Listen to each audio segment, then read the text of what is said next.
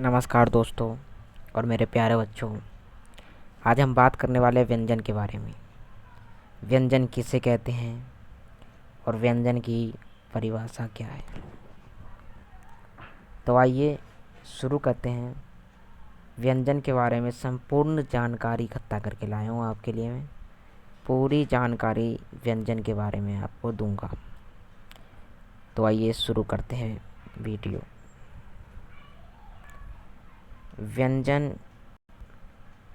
जिन वर्णों को बोलने के लिए स्वर की सहायता लेनी पड़ती है उन्हें व्यंजन कहते हैं।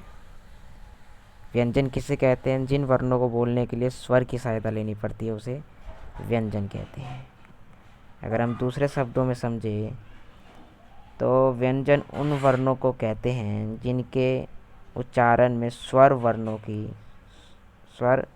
की सहायता ली जाती है, जैसे क, ख, ग, च, छ, त, थ, द, भ, म इत्यादि। ठीक है। का से विसर्ग, का से विसर्ग तक सभी वर्ण व्यंजन हैं। का से विसर्ग तक सभी वर्ण व्यंजन हैं। प्रत्येक व्यंजन के उच्चारण में अ की ध्वनि छिपी रहती है। अ के बिना व्यंजन का उच्चारण संभव नहीं है। आ के बिना जो है व्यंजन का उच्चारण संभव नहीं है। ठीक है। जैसे क जमा अ क, ख जमा अ ख, प जमा अ प। व्यंजन वह ध्वनि है जिसके उच्चारण में भीतर से आती हुई वायु मुख में कहीं न कहीं किसी न किसी रूप में बाधित होती है।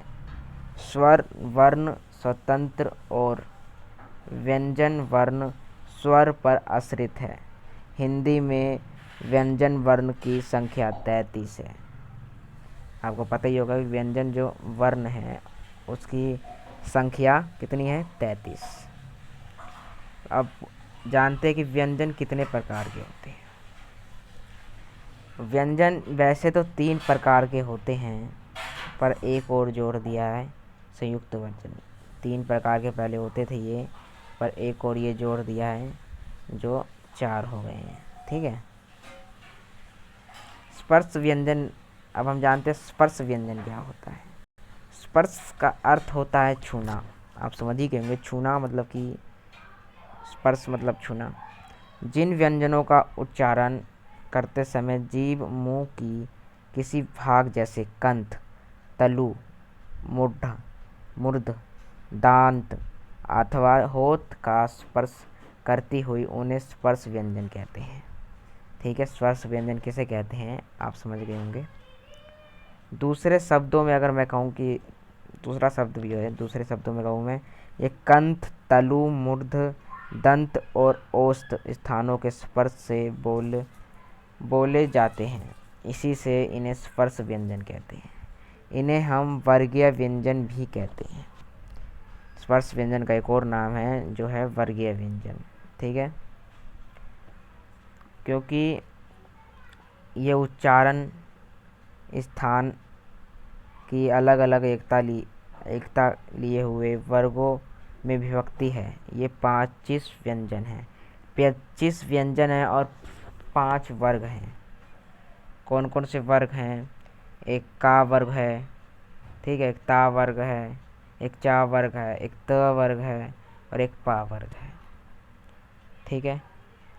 तो जो वर्ग है, का वर्ग में कौन कौन से आते हैं? क, ख, ग, घ, र, ये कंठ का स्पर्श करते हैं।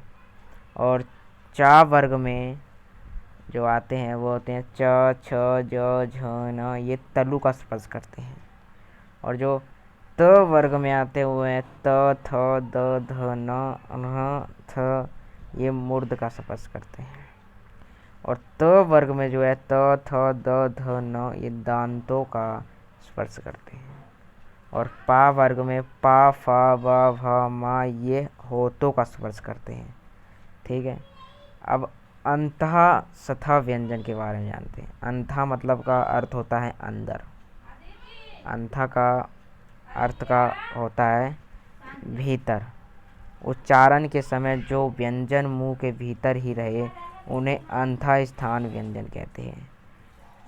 उच्चारण के समय जो व्यंजन है वो मुंह के भीतर ही रहे तो उसे क्या कहते हैं? अंतःस्थ व्यंजन कहते हैं। ये व्यंजन 4 होते हैं, य, र, ल, व।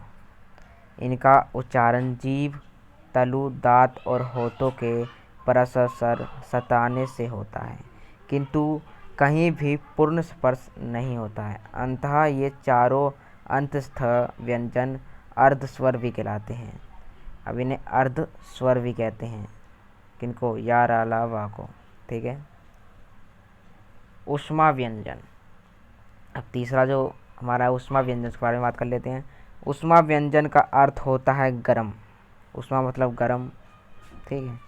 जिन वर्णों के उच्चारण के समय हवा मुंह के विभिन्न भागों टकराए और सांस में गमी पैदा कर दें उन्हें ऊष्मा व्यंजन कहते हैं। तो आप समझ गए ऊष्मा व्यंजन कैसे कहते हैं। ऊष्मा व्यंजन का उच्चारण एक प्रकार की रगड़ या घर्षण से उत्पन्न ऊष्मा वायु से होता है। ये भी 4 व्यंजन होते हैं। कौन कौन से होते हैं? स, स, सा, ह। ठीक है। अब जो चौथा हमारा है संयुक्त व्यंजन, उसके बारे में बात कर लेते हैं। ये 2 व्यंजनों से मिलकर बनते हैं। ये निम्नलिखित 3 होते हैं। कौन कौन से होते हैं? कश, तर, त्र। एक होता है कश, कश, त्र, श्र से जो ज्ञा है वो स्र से बनता है।